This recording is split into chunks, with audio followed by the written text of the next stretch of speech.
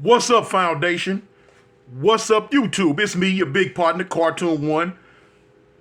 I'm back again, man. It's story time, man. It's story time. Ha, food, y'all. Y'all thought I was gonna talk about girl face again. I am, but not right now.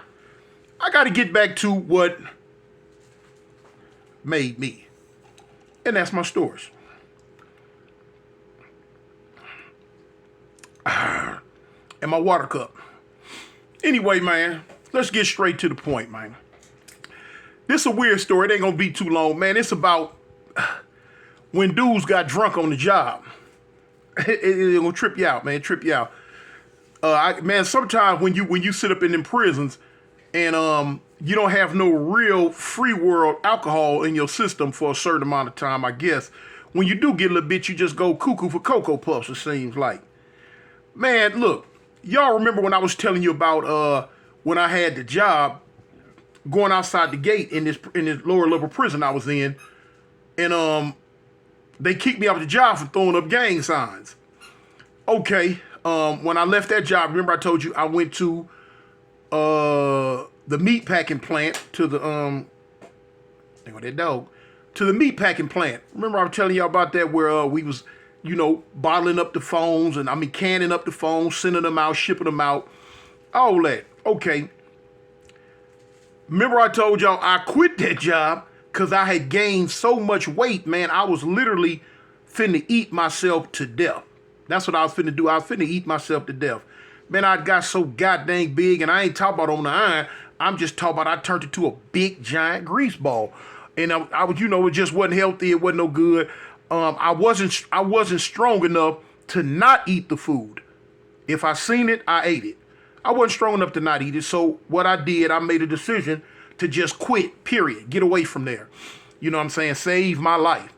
Anyway, when I quit that job, I went to another job working at, I don't know, I guess you could call it the trash plant. That's what we called it, the trash plant.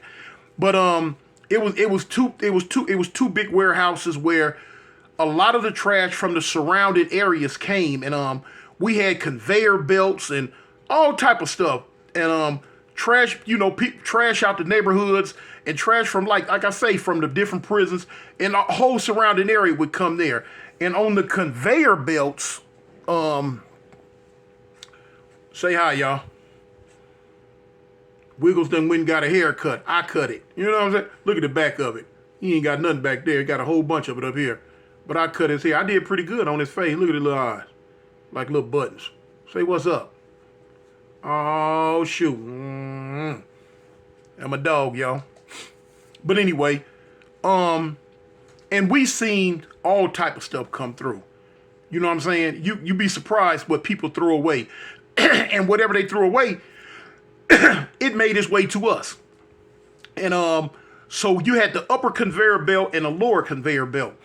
And a lot of the certain bottles and stuff like that, cardboard, it went through the upper conveyor belt. The lower conveyor belt had a lot of plastic and a lot of other little miscellaneous stuff that went downstairs.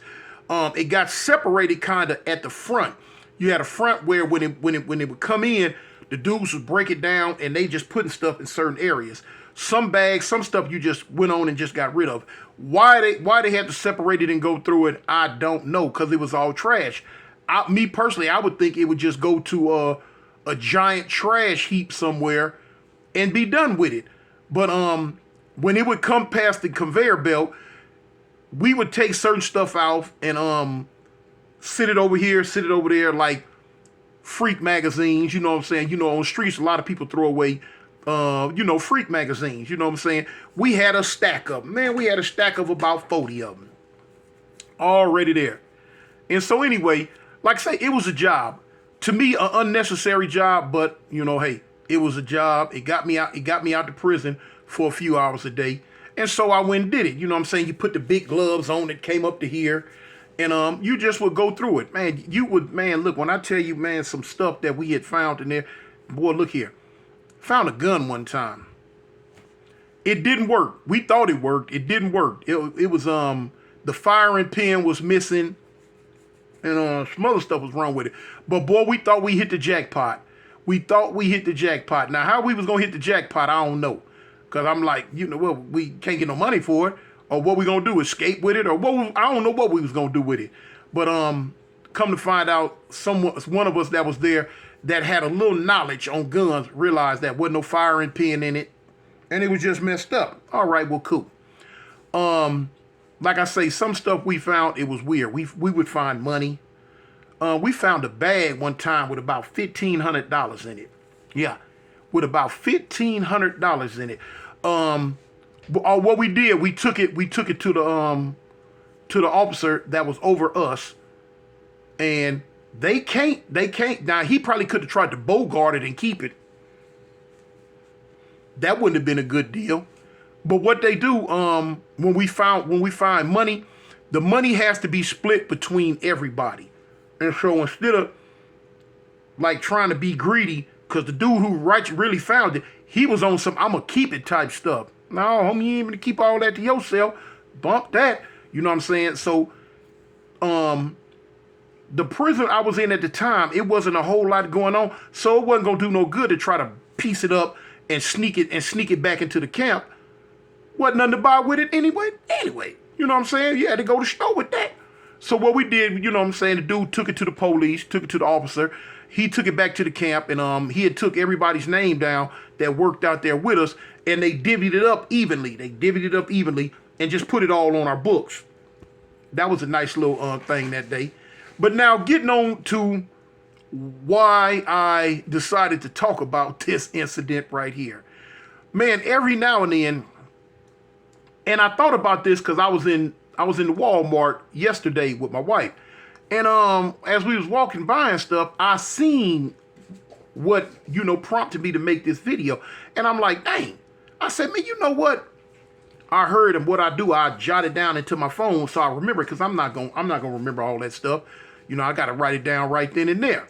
So anyway, I jotted down. But what we seen was the wine in a box.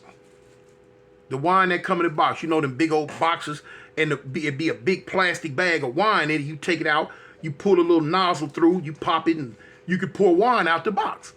Okay, now a lot of people drink that on the street. A lot of people had that, and a lot of people deal with that. So anyway, when they throw it away,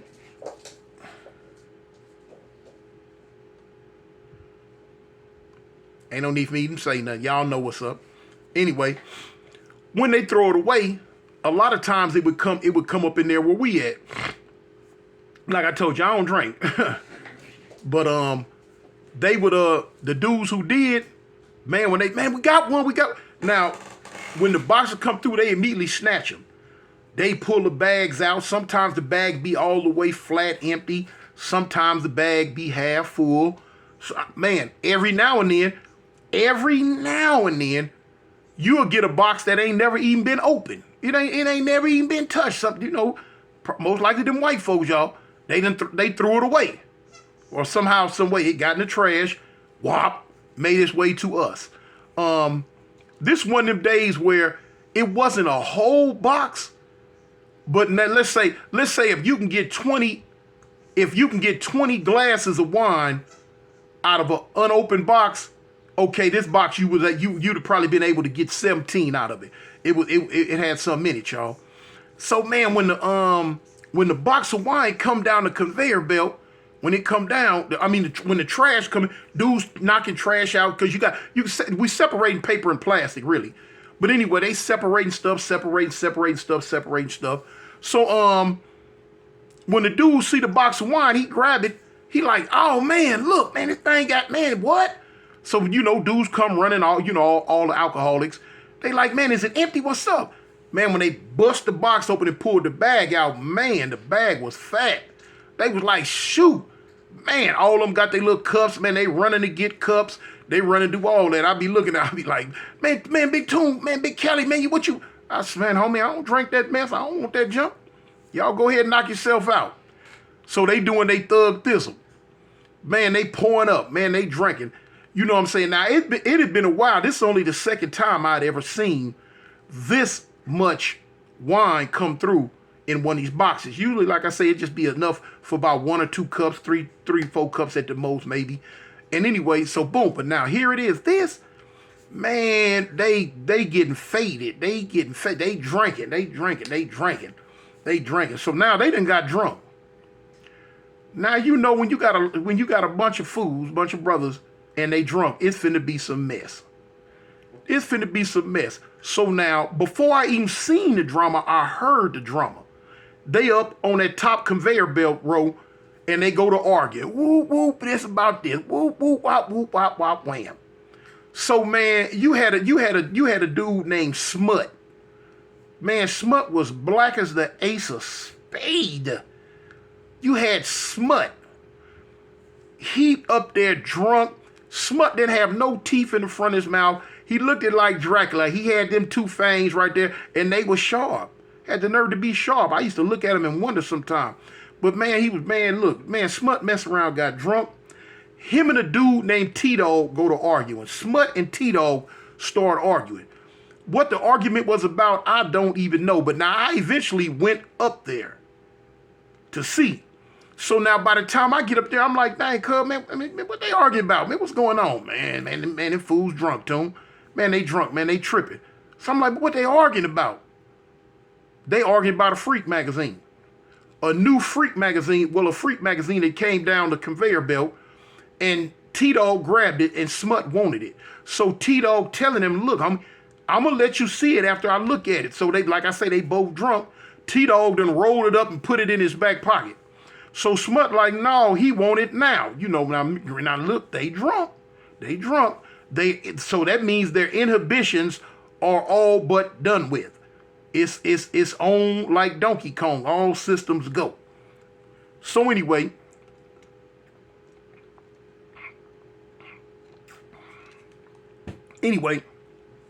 Smut telling him, give me the book, give me the book. He's stumbling, fumbling, and bumbling.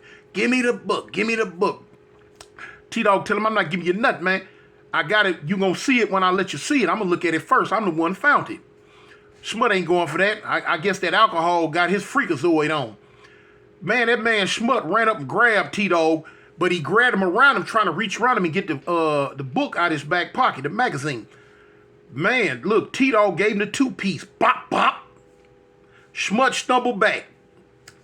Man, when Smut stumbled back, he hollered, "Arr!" and rushed him. When he rushed him with his head down.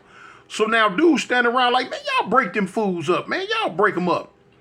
Listen, when he rushed him up against the conveyor belt, and they flip not into, but on top of the conveyor belt.